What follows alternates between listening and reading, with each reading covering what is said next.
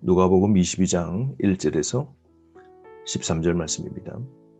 오늘 본문의 말씀은 예수님께서 하시는 사역을 반대할 뿐만 아니라 적극적으로 배신하는 자들, 그들의 명단이 나옵니다.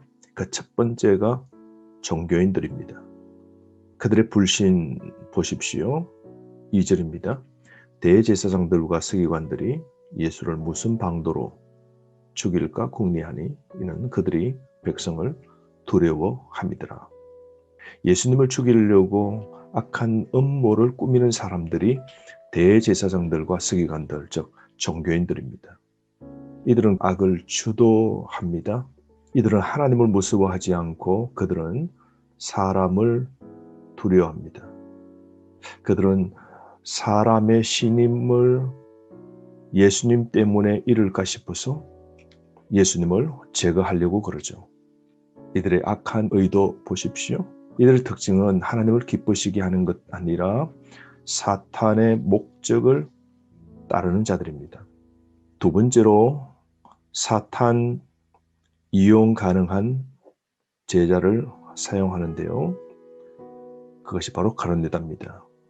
3절 12 중에 하나인 가롯신이라 부르는 유다에게 사탄이 들어가니 보십시오. 사탄이 예수님의 측근인 가롯에게 들어갑니다. 제자이지만 사탄의 하수인이 되어버립니다. 그 마음속에 사탄이 들어갑니다.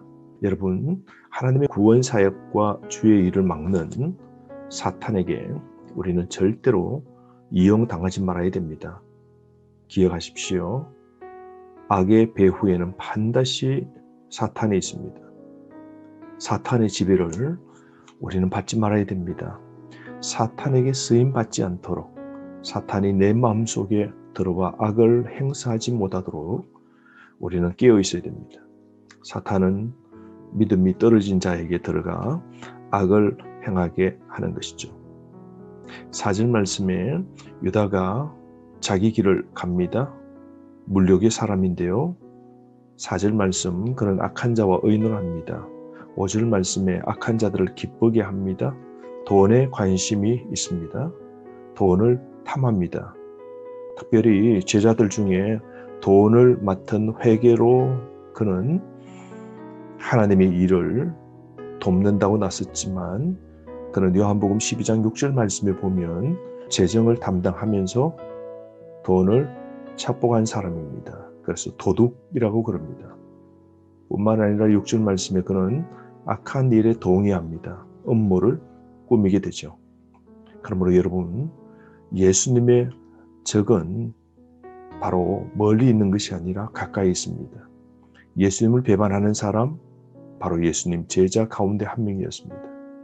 여러분, 우리 삶 속에서도 우리를 어렵게 하고 힘들게 하는 것, 우리 가까이 있는 사람이듯 마귀가 우리와 멀리 있지 않습니다. 마귀는 우리 가까이 있는 것이죠. 우리가 신앙에서 넘어지도록 우리 가까이 있는 사람을 통하여 내가 시험 받도록 하기도 하는 것이죠. 그러므로 여러분, 제자의 기회를 얻었으나 예수님을 배신하여 모든 걸 잃은 유다처럼 되지 않도록 우리의 삶을 잘 관리해야 됩니다. 깨어 살아야 됩니다. 마귀에게 넘어지면 안 됩니다. 세상 불의와 탐욕을 가까이 해서는 안 됩니다. 주님 오실 때까지 우리 신앙의 삶, 순수함을 잃지 말아야 됩니다. 더욱이 여러분, 6절 말씀 보면 유다가 허락하고 예수를 무리가 없을 때에 넘겨줄 기회를 찾더라.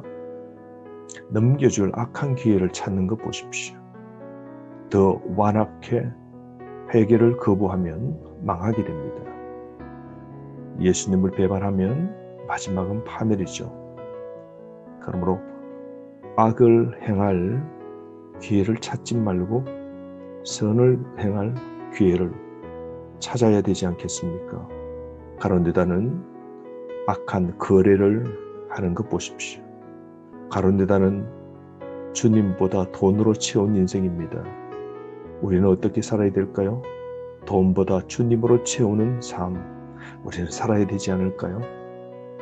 사탄의 하수인인 가롯의 모습 보십시오. 악한 자들과 기뻐합니다. 돈을 서로 주고 받습니다. 그리고 선한 예수님을 넘겨주는 겁니다. 이런 악한 가룟 유다의 삶을 보고 우리는 깨어 삶을 살아야 됩니다.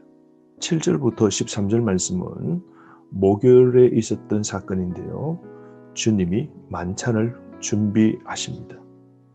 악한 자들이 이렇게 예수님을 죽이려고 할 때에 예수님은 자신의 죽음을 준비하시는데요. 바로 유월절을 위하여 모든 걸 준비하십니다.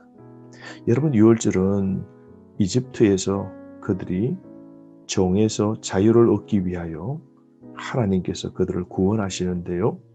그들을 구원하시기 위하여 마지막 죽음의 심판에서 살아날 수 있도록 어린 양의 피를 발라 그들을 구원한 날이 유월절이죠. 유월절의 양, 장차오실 실체이신 예수 그리스도를 나타내고 문술주에 발랐던 피는 예수 그리스도의 보혈을 나타내죠. 그러므로 이 유월절은 바로 실체이신 유월절 절기의 실체이신 예수님을 위한 날이죠. 이런 중요한 날, 중요한 유월절을 지키기 위하여 중요한 제자들에게 이 일을 맡깁니다. 유월절 준비가 매우 중요한 일이기 때문에 예수님은 가장 귀한 제자에게 이 일을 맡깁니다. 이들이 훗날 교회의 중요한 지도자가 되는데요. 오늘 이 준비했던 만찬의 의미를 깊이 배우도록 아마 예수님께서 일을 맡기신 듯 합니다. 여러분, 두 제자처럼 예수님께 헌신, 순종하는 삶을 삽시다. 예수님의 명령, 실천하는 삶, 우리에게도 필요하지 않을까요? 특별히 만찬을 준비할 때에 어느 한 집에서 준비하라 그러는데요. 그 주인에게 두 제자가 자초지종을 다 설명합니다. 그랬더니 그 주인은 11절 말씀에 자신의 집을 내어줍니다. 그래서 유월절 모든 준비를 끝내고 그 집에서 마지막 만찬을 하셨죠. 이 주인은 예수님의 권위를 인정하고 순종함으로 자신의 집이 쓰임받도록 제공한 것 보십시오. 오늘 이 말씀을 통하여 우리는 한 가지를 깨달을 수 있습니다. 한 명의 제자 유다는 예수님을 죽일 음모를 꾸미고 있었고, 예수님의 참 제자 두 명은 주님의 말씀에 순종하고 헌신하는 삶을 살았고, 또 유월절의 집을 제공한 그 주인은 예수님의 권위, 명령을 받아들이고 자신의 집을 순종으로 내어주었습니다. 제자 따르는 자입니다. 여러분, 우리는 오늘 주님을 어떻게 따르고 있습니까? 주님의 말씀 순종하며 주님의 그 권위를 인정하고 주님을 위하여 헌신 순종하는 참된 제자로서의 삶을 살기를 원합니다. 우리 삶에 가룟 유다 같은 이런 악한 행실은 더 이상 하지 않는 거룩한 삶의 결단이 우리에게 있기를 바랍니다. 하루 끼어 살길 원합니다. 주 안에 말씀으로 승리하십시오.